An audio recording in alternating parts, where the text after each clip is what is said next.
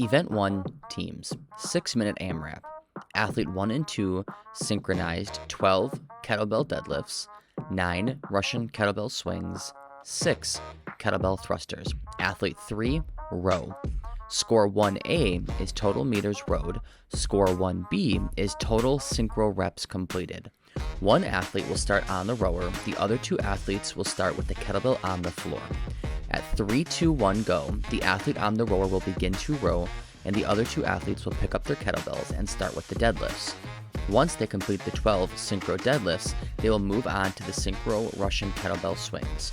Once they have completed the 9 Russian kettlebell swings, they will move on to the synchro thrusters.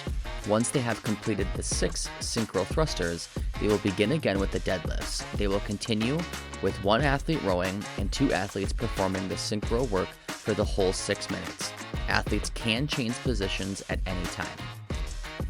Rowing. Athletes' feet must be strapped in. The damper can be set to the athlete's choice. Handle will be in the cradle and hands may not touch the handle until 3, 2, 1, go. Deadlift.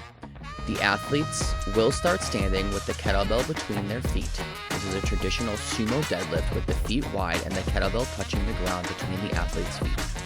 Starting at the form, the kettlebell is lifted until the hips and knees reach full extension with the shoulders in line with the body. The arms must be straight throughout. The kettlebell must touch the floor with the rep to count.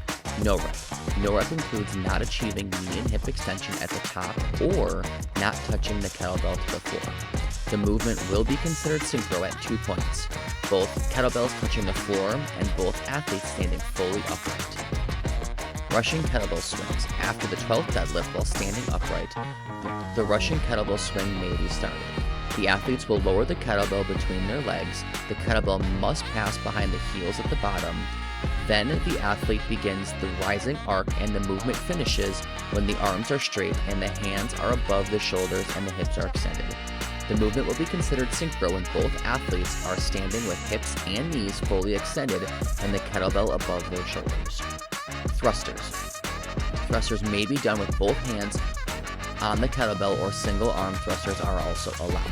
After the 9th Russian kettlebell swing, the kettlebell must be returned to below the waist before brought to the goblet position or in single hand. If using 2 hands, the kettlebell must be held with both hands on the horns of the kettlebell with the handle facing up.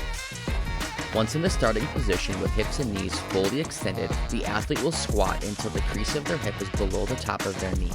They will then stand up, bring the kettlebell over their head. The rep is completed when the knees, hips, and arms are fully extended with the kettlebell over or slightly behind the center of the body. Dropping the kettlebell will constitute as a no rep.